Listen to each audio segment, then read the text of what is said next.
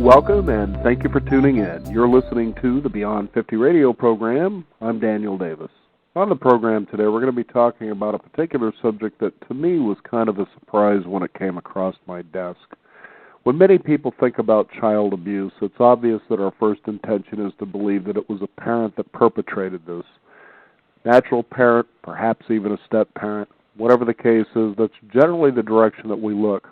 Today we're going to be hearing a story, though, on something that, like I said, it was a little bit of a change of perception here when I first found out about it, and that is sibling abuse. Now, I myself am the oldest of three boys, and certainly my brothers had their share of beatings, and we beat each other up, but we also played well together. But as I read through the pages of this particular book here, I was kind of alarmed to think that an actual sister would do this to another sister. But apparently this goes on a lot more than people think. She's going to be sharing those particular statistics as well as her story and what she was able to do to particularly heal herself and find her life's path to help others to do the same.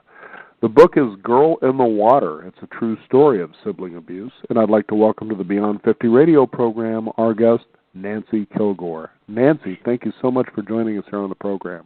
Thank you.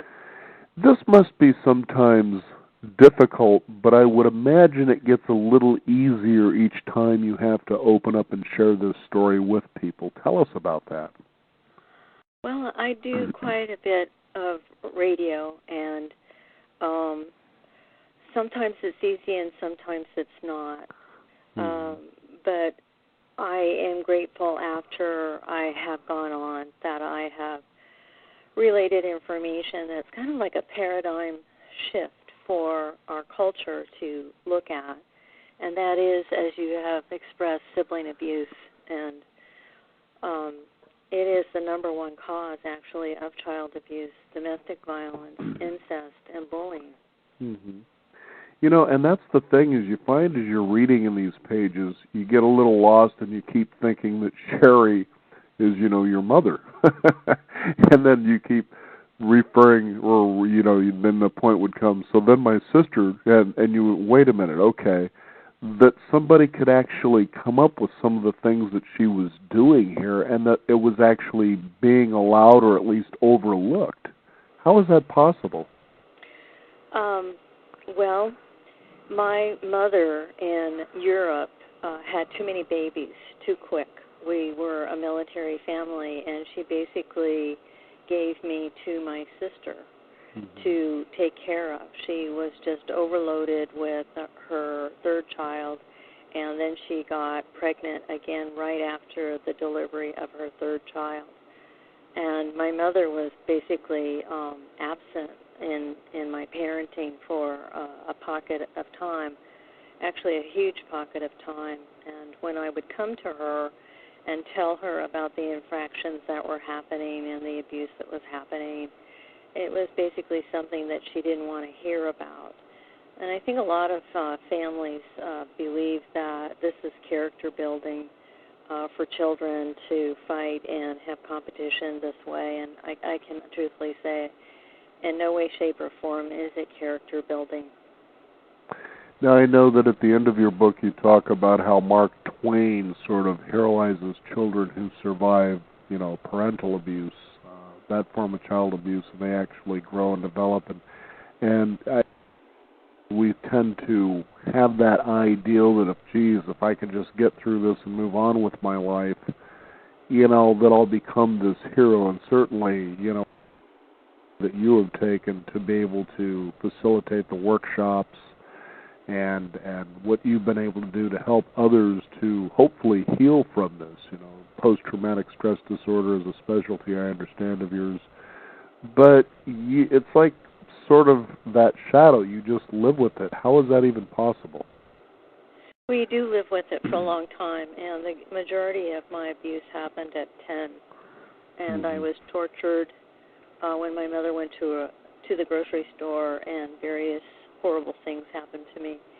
And I stayed 10 developmentally until, well, I remembered what had happened at the age of 38.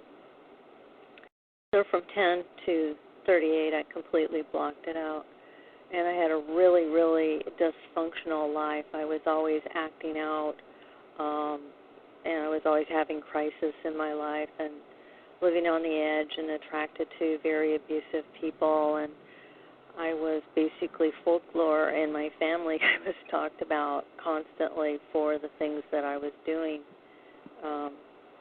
From 38 to 48, I was not in the right therapy, and a lot of survivors of sibling abuse are in what's called talk therapy, and they're basically paraphrased what they're saying, and they're told, you need to do something about that self-esteem or whatever. And it wasn't until I was 48 that I had a particular type of treatment that shifted me in 3 hours. It was just amazing. Wow. It's called EMDR. And I can't say that I completely changed my life, but I after the treatment, I started looking at my world and how I talked to people, and it was just, the next week of my life was just extraordinary. And I went back and had quite a few of these sessions, and I would do anything in the world at that time to have these sessions. And after 10 sessions, I went back and got my master's degree, and I was able to study PTSD in my master's degree, and I became a national trainer. And so when I talk about PTSD and other survivors come forward, they make connections, and it's just amazing. They make connections. I'm on Facebook and Twitter and have a blog, and people come forward and they go, for the first time in my life, I make a connection that my sibling did this to me, and this has really been my root cause.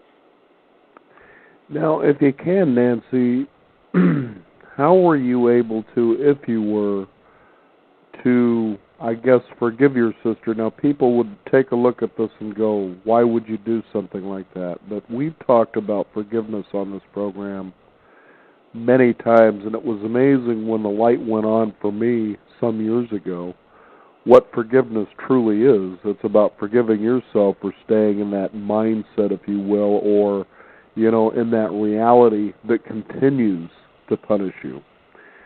What was that for you? That's a big word for me, forgiveness, because my abusive sister, the sibling abuse goes on way into your adulthood. It's still going on. My sister I consider to be the mafia don of my family, and has basically been orchestrated a process called shunning, where I've lost over 45 relatives because of this.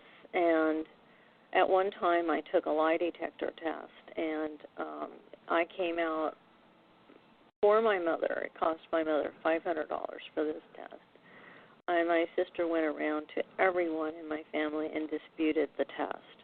My sister not only has done this, but she has basically taken my son, and she represented me at my son's wedding.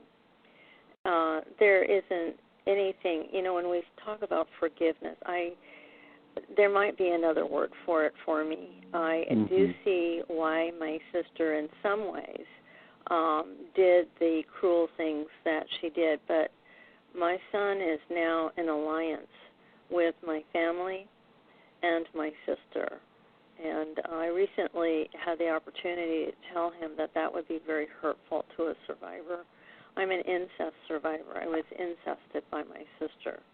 So when we talk about forgiveness, and I'm glad that you've reached that plateau within yourself, as a researcher, I do understand how all of this came about. And so in my own way, I have forgiven her, but I would say that I'm hurt. Absolutely. That's just it.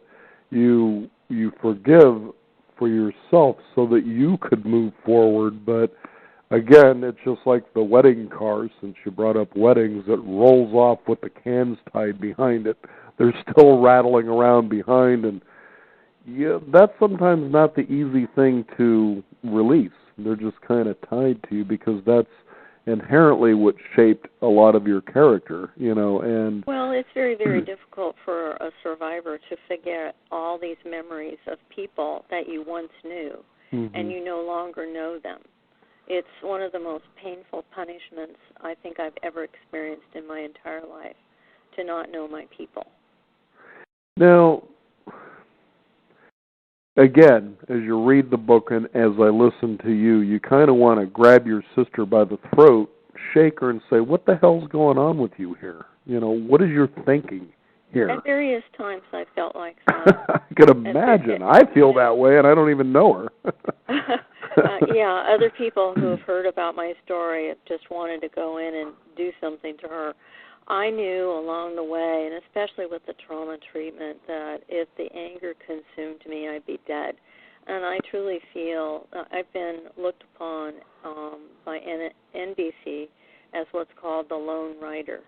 And if I'm going to be a leader, not if, I think I am, I cannot be consumed with yesterday and the anger. It's the anger I would like to have propelled toward other survivors, connecting with them, and especially parents, to help them to understand. And right now I'm in the process of forming a nonprofit on this. And it's been like having a root canal, soliciting funds from people. I'll bet, because they're just thinking about this, if it was a parent, we could buy that, but you know, the key word here is paradigm. We shift the paradigm, and as you have said, this is bigger than child abuse from parents. Oh, yeah. It's I am a researcher on this, and I have read the researchers' statements, and it just over and over again they relate. We are so sorry that other researchers aren't looking at this, and this is the number one cause of child abuse, domestic violence, incest, and bullying. And bullies are actually made in the American home. They're not flying out from the sky or dropping down like little parachutes. I mean, they are being created in the American home because of the economy. We have many children that are unsupervised, and we have many children watching parents with a lot of aggression and tension because they're losing their homes or they're working so hard in this economy, and domestic violence is occurring, and children are replicating the domestic violence that they're seeing in their parents, and they're practicing on their siblings. Now, there's another issue when we take a look at bullying. You see that a lot in the media, and I personally feel from all of the messages that I've heard that are out there, these people are missing the boat entirely. I think so. When you describe what you're describing, especially in your book, Girl in the Water, that is the only thing that I have seen in the last couple of years that makes complete sense when it comes to bullying and why it occurs. Because it's so ridiculous what I see, especially the major networks putting out there. These people are, to me, sometimes when it comes to the news and the facts, seem very far removed from reality, but yet they're influencing a nation of people, that tend to believe this stuff. I'm just If America would understand that bullies are made in the American home, and that if parents had basically meetings taking place in their home about what's tolerated, what's not tolerated, what are rules of conduct, we would alleviate a lot of bullying. Right now, America is just befuddled about what to do about bullying. It actually is a worldwide phenomenon right now. And so when I talk about the fact that bullies are made in the American home, about 2 years ago I said that on Twitter, and a CNN correspondent contacted me, and she went, "Are you kidding?" And it's just like, duh, yes they are. They're being made in the American home.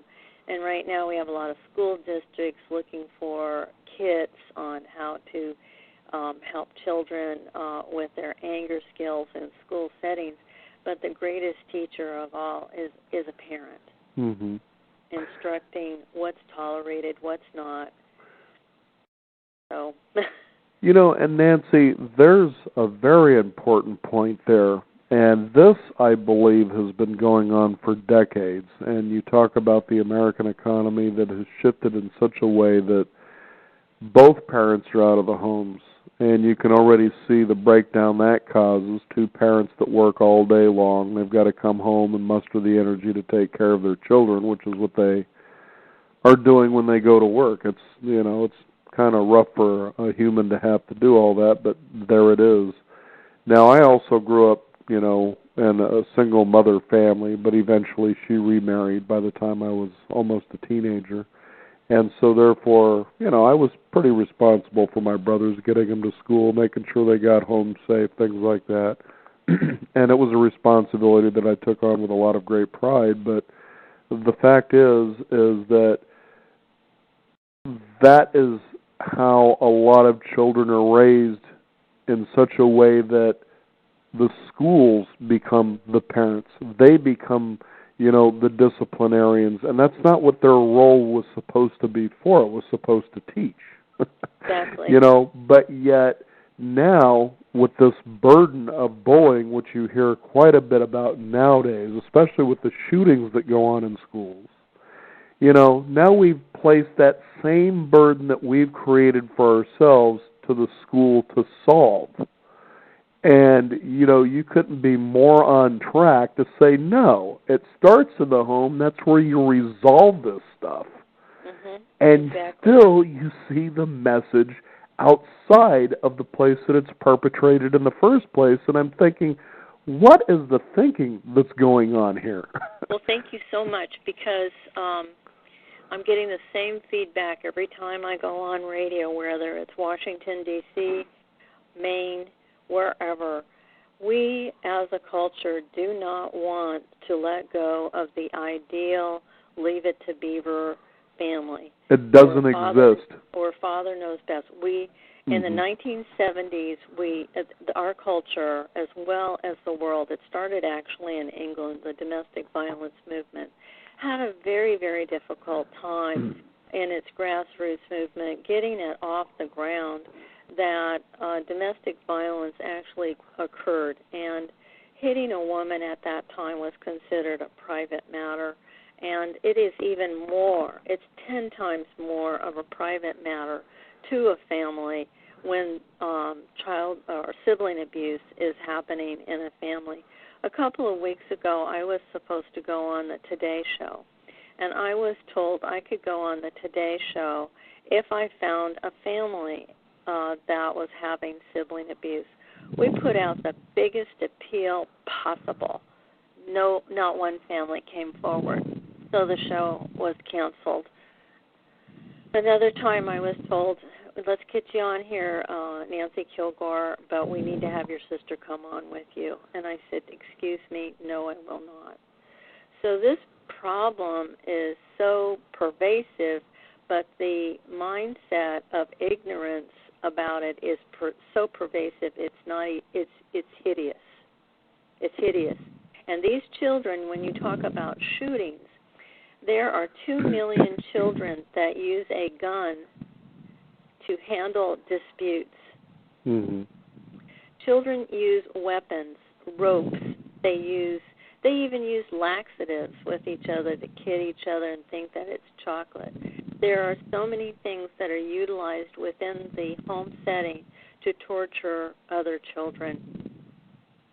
19 million children are severely abused. This isn't sibling rivalry. This is abuse where there is a victim and an aggressor, and the victim is unwilling. We think that it is a part of the passage of a human being to go through this passage of competition and aggression with siblings. We do not need this. Mm-hmm. Well, like I said, we, with two brothers, it was always a triangle, but I was always on the winning side as the oldest brother. But, by the time we got into our late teens, we were we were always good friends, but, the littlest one was always picked on. But, I was the only one giving him beatings. That was a privileged deal because in school he never had to tolerate any of that. I made sure of that, I recently went on I know what you're talking about. It's clear there's the rivalry, it's just that's the way it is. You want to be the best kid in the house, that kind of a thing. But you also, there's the nurturance with the parent being there to make sure that, hey, wait a minute, you're all in this together, sort of So a thing. And that's the difference between that and what you're talking about here. You had leadership in your home. And without that, these children are floundering around with each other and becoming very aggressive with each other, getting lots and lots of ideas off of television and video games. And oh, my goodness, yes. It's just prolific. Yep.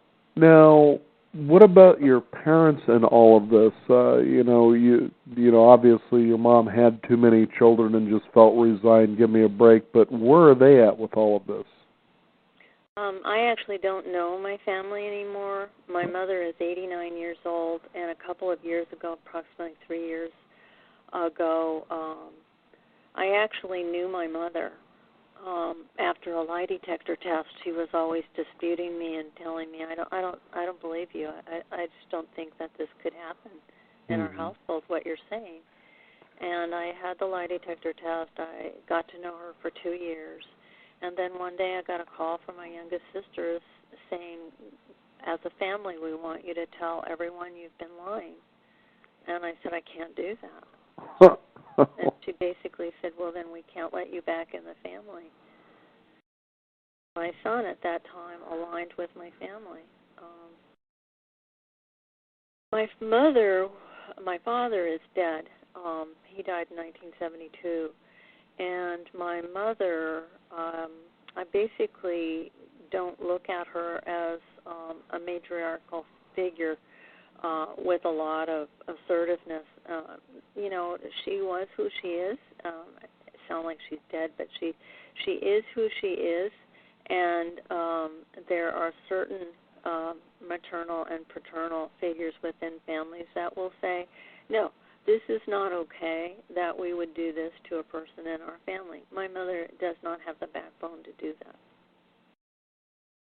Nancy, a lot of people might take a look at this and go, well, there must be a past karma that you're resolving here. But what are your thoughts on something like that?